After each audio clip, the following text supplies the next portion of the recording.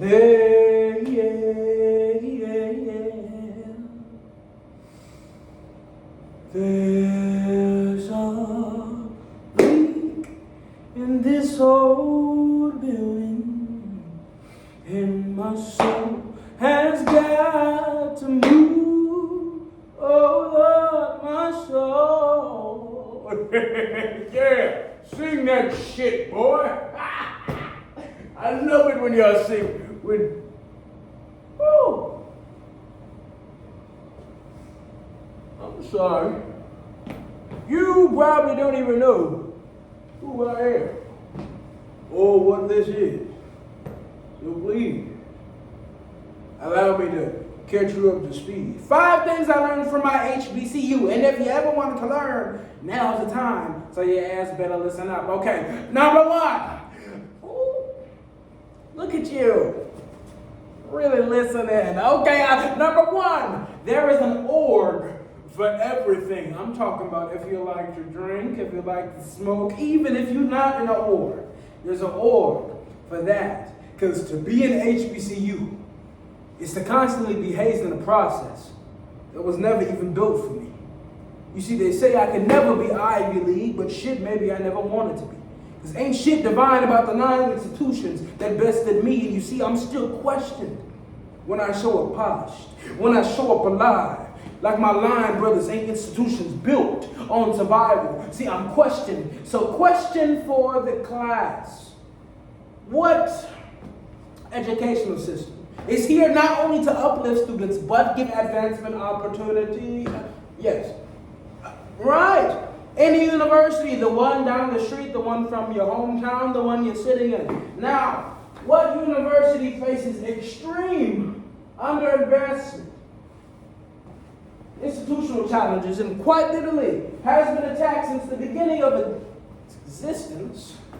You don't have to answer because I've already written it on the board. It is the HBCU.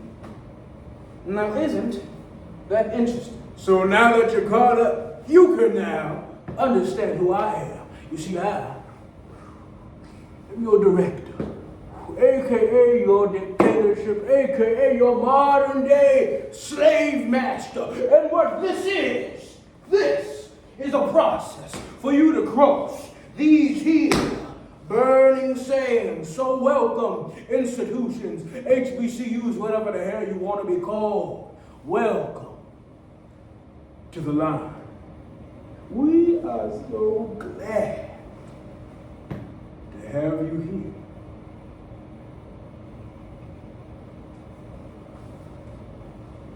Historically black colleges and universities have long been pillars of opportunity and excellence for the African American students. Since the founding of Cheyney University in 1837, the first institution of higher learning for African American students, these schools have long upheld a legacy of helping students thrive despite systemic barriers. Yet, as HBCUs cultivate the next generation of leaders and scholars, according to the American Bar Association, these schools face extreme underinvestment and institutional challenges that threaten the existence of the university. Tennessee, in particular, has underfunded its HBCU land-grant college more than any other state, shorting it by $2.1 billion. And unfortunately, this is not unique. Many HBCUs nationwide continue to fight for the resources that they deserve while continuously having to fight to stay existent. So, using the documentary We Are Rising by Marcia Smith, the prose America's Greatest Freedom by Char Wheeler, using the poems Black Knight by Deshaun Collins, I Pledge by Destiny Irving, and 5 Things I Learned from My HBCU by Aaron Anderson, and using the articles from the HBCU Post and the New York Times program. Because if we can fund walls and wars, we can damn sure fund black futures. Second thing I learned from my HBCU, y'all, not everybody here is black. And I was like, what? For real? But then I realized that even though we all may not have the same face, we all feel the same beat when the drum line gets going. We all decide to stand when our history decides to speak. Now, it has been 6 weeks since you've been online, and you have not met my approval yet. You see, this deeply grieves my heart. Because you must think I'm just supposed to hand this shit to you. Huh? Yeah, the nerve you got. Yeah, we're going to have to break that shit out of here. Just like how we broke down, TSU finds itself in a terrible position. Having just let go 150 employees after one of the most successful years of the school's history. The state still telling TSU to make more budget cuts. This is not good news for TSU. In order to stay afloat, they will have to cut tenured professors, whole degree programs, and even different scholarships. See, I've been blindsided by these budget cuts.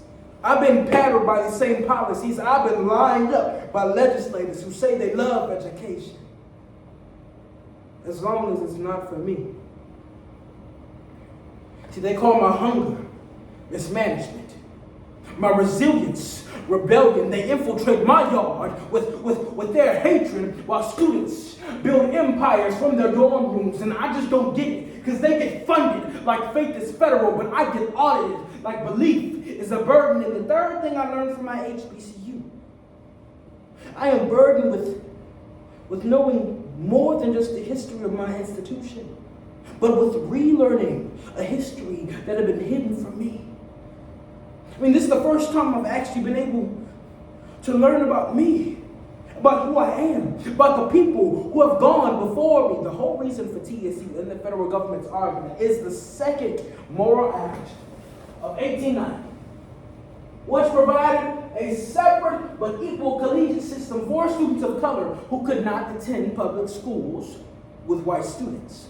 Now, News Channel 5, they did a whole segment on this, going to different schools in Tennessee, asking for a professor to explain the Second Morrill Act. But all of the professors feared that the state legislature would take their funding if they did so, because you can't avoid this. You can't avoid me. Even when you're outside of these walls, I still have systems in place to make sure you stay where the hell you're at. To make sure you stay there. Until I deem necessary to change it.